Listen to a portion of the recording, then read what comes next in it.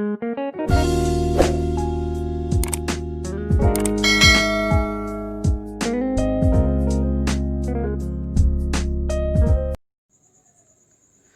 दोस्तों, कैसे हैं आप सभी को मेरे चैनल मिशन एजुकेशन पे स्वागत है।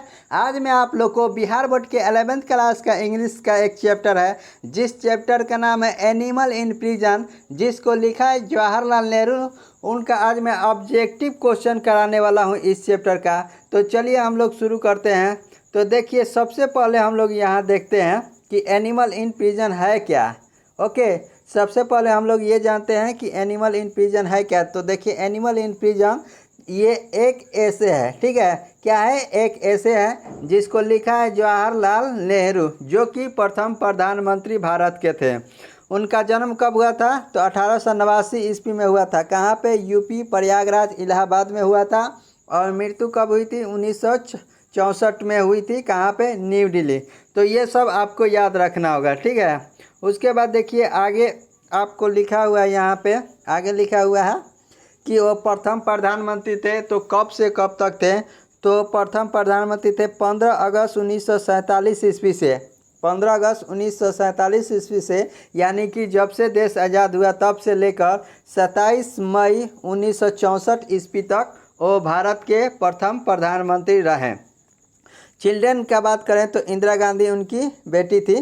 तो इतना आपको याद रखना होगा कि उनका जन्म जो है कहाँ हुआ था? प्रयागराज, इलाहाबाद में 1889 में, और मृत्यु 1964 न्यू दिल्ली में। और ये एक एनिमल इन प्रिजन, यानी कि जेल में जानवर एक ऐसे है। तो ये सारी बात याद रखना होगा। उसके बाद चलिए आगे हम लोग चलते हैं। पहला देखिए क्वेश्चन क्या दिया हुआ है।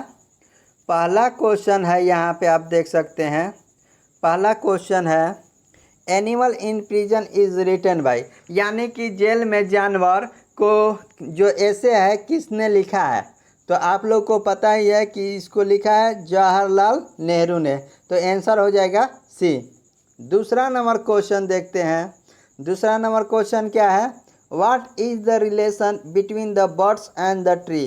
क्या रिश्ता है बर्ड यानी कि चिड़ियों का पेड़ से चिड़ियों का क्या रिश्ता है? तो चिड़िया कहाँ रहती है? पेड़ पे, ठीक है। तो उसी तरह इसमें शो करना है, बताना है। तो देखिए, ए नंबर ऑप्शन दिया हुआ है, जैसे एज, जिस प्रकार, ह्यूमन इन यानी कि इंसानों का रिश्ता होता है विथ देयर होम, जिस प्रकार इंसानों का रिश्ता उसके घर से होता है, उसी प्रकार पंछियों का रिश्ता उसके पेड़ से होता है, पेड़ से। तो ए नंबर आंसर हो जाएगा। ओके, 3 नंबर क्वेश्चन देखते हैं। 3 नंबर क्वेश्चन दिया हुआ है, हाउ लॉन्ग डिड नेहरू, कितने लंबे समय तक नेहरू लिव रहे इन द लिटिल सेल इन देहरादून, यानी कि छोटे से सेल जो था, सेल मिस होता है जेल, देहरादून के जेल में, वो छोटे से सेल मिस कमरा, देहरादून के जेल में छोटे से कमरे में वो कितने महीने तक रहे? तो ये ऑप्शन हो जाएगा बी नंबर, 14.5 मंथ, यानी कि 14.5 महीने तक वो जेल में रहे थे, ठीक है। 14.5 महीने तक वो जेल में रहे थे देहरादून के। नेक्स्ट क्वेश्चन है, अगला question, home did Nehru treat, किन्हें नेहरू जी ट्रीट करते थे? जैसे कि हिज ओल्ड फ्रेंड, जैसे कि उनके पुराना दोस्त हो। इन हिज ऐसे, किस ऐसे में? एनिमल इन प्रिजन, यानी कि जेल में जानवर जो ऐसे है उसमें नेहरू जी किसे अपने पुराने दोस्त के तरह ट्रीट करते थे, ठीक है। तो आंसर हो जाएगा, देखिए डी नंबर आंसर हो गया। डी नंबर के आंसर का मतलब कि बी और सी दोनों सही है। बी में क्या है? टुप्स ऑफ ग्रास, यानी कि घास का गुच्छा, और ओट्स बीट्स ऑफ स्टोन, यानी कि छोटे छोटे टुकड़े जो है, पत्थर के टुकड़े हैं, उसको अपने दोस्त मानते थे। घास को और पत्थर के छोटे छोटे टुकड़े को अपने दोस्त, पुराने दोस्त की तरह मानते थे। ओके, नेक्स्ट क्वेश्चन है, 5 नंबर क्वेश्चन है, who were the other occupants, दूसरे कौन सी ऐसी चीज़ थी इन द सेल, जो कि उनके रूम में रहा करती थी इन देहरादून जेल, देहरादून जेल में उनके कमरे में दूसरी कौन सी चीज़ें रहा करती थी? तो आंसर हो जाएगा बी नंबर, वेब्स यानी कि ततैया, होमेट्स यानी कि हड्डा, और लिजर्ड यानी कि छिपकली। ये तीनों चीज़ उनके कमरा में रहा करती थी जब वो नेहरू जी देहरादून जेल में थे। ओके, 6 नंबर क्वेश्चन देखते हैं, दिया हुआ है what was European lockup means for. यहाँ पे कहा जा रहा है कि क्या अर्थ है यूरोपियन लॉकअप जो है क्या अर्थ है उसका, यानी कि किस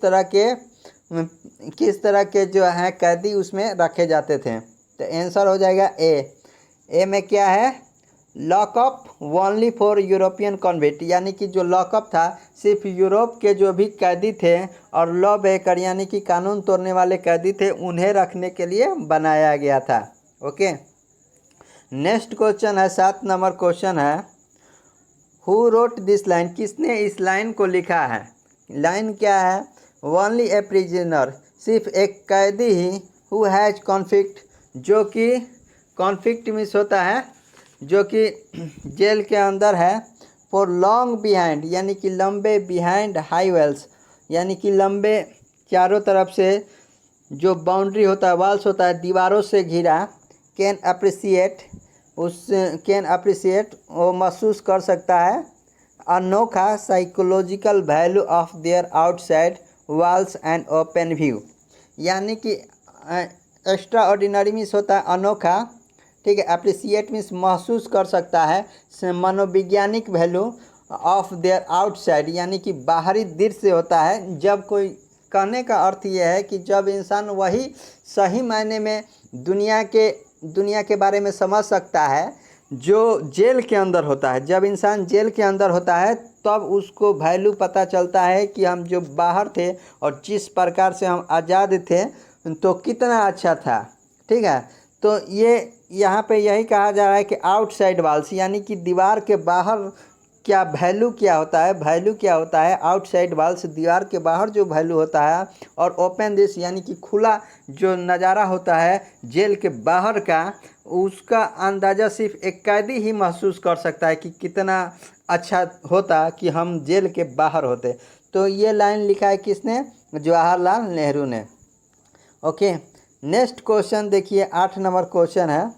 8 नंबर क्वेश्चन देखिए दिया हुआ है what is the colour of fresh mango leaf, यानी कि जब मैंगो का जो पत्ता होता है, जब मैंगो का पत्ता शुरुआत में किस तरह का होता है, तो यहाँ पे जब आप ऐसे पढ़िएगा तो उसमें दिया होता है रेडिश यानी लाल एंड ब्राउन्स यानी भूरा लाल टाइप का, छोटे जब पंखुड़ी होता है ना तो इस प्रकार का दिखता है, रेडिश एंड ब्राउन।